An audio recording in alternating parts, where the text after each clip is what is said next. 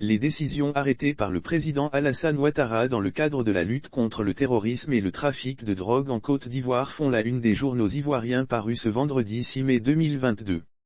Deux actualités majeures font la une des journaux ivoiriens parus ce vendredi. Il s'agit notamment des décisions du président Alassane Ouattara, issues de la réunion du Conseil national de sécurité et de la réaction des proches de Guillaume Soro suite à la vente des biens de l'ex-chef du Parlement ivoirien aux enchères et la récente arrestation de l'ex-commandant Abdoulaye Fofana, son aide de camp.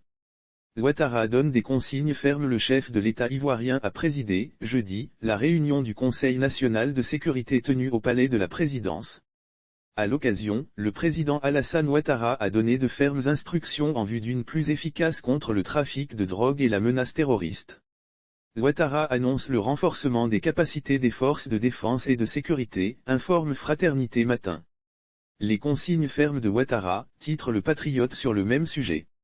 En effet, le chef de l'exécutif a profité de la réunion du CNS tenue hier pour donner des instructions au ministre de la Défense à l'effet de doter, de façon urgente, les forces de défense. En effet, le chef de l'exécutif a profité de la réunion du CNS tenue hier pour donner des instructions au ministre de la Défense à l'effet de doter, de façon urgente, les forces de défense et de sécurité de moyens additionnels pour leur permettre d'anticiper et de lutter efficacement contre les menaces terroristes et les incursions aux frontières ivoiriennes, après le retrait des forces Barkhane et de la force Takuba du Mali.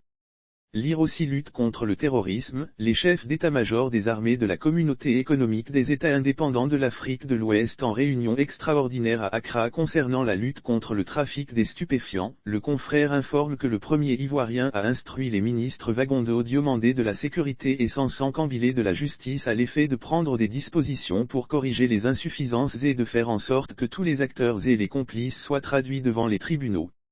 Des pro-Soro haussent le ton. Autre actualité relayée par la presse ivoirienne, c'est l'atmosphère qui prévaut au sein de la galaxie soroïste, après la vente aux enchères des biens de Guillaume Soro et l'arrestation du commandant Fofana Abdoulaye, son aide de camp. Les pro-Soro décrètent une résistance démocratique contre le pouvoir Ouattara, lit-on à la une de Le Panafricain.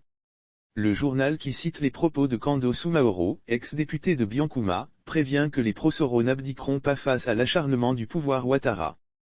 Dans l'interview accordée au journal proche du PPAC de Laurent Gbagbo, l'ex-député Soumaoro Kando dénonce le harcèlement judiciaire dont fait l'objet Guillaume Soro et ses proches. Lire aussi Côte d'Ivoire, voici ce que sont devenus les biens de Guillaume Soro, précisant que ces multiples actes n'ont pour seuls objectifs que de nous affaiblir et de créer et maintenir en nous la psychose de la peur.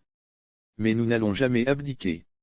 Nous sommes le roseau qui peut plier, mais ne peut jamais rompre, en dépit des bourrasques politiques, a-t-il prévenu.